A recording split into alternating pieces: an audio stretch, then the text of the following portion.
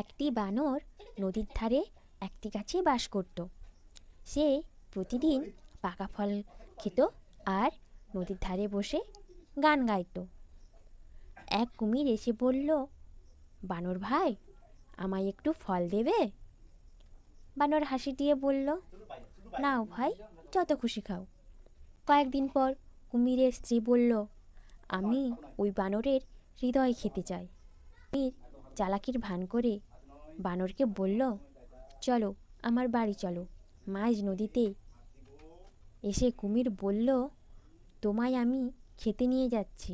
বানর হেসে বলল, হাই, আমি তো আমার হৃদয় গাছে রেখে এসেছি, ফিরে যেতে হবে। বোকা কুমির ফিরে গেল আর বানর লাফিয়ে গাছে উঠে বাঁচল। তাহলে আমরা এই গল্পতে কি শিখলাম? উপস্থিত বুদ্ধি বিপদ থেকে রক্ষা করে।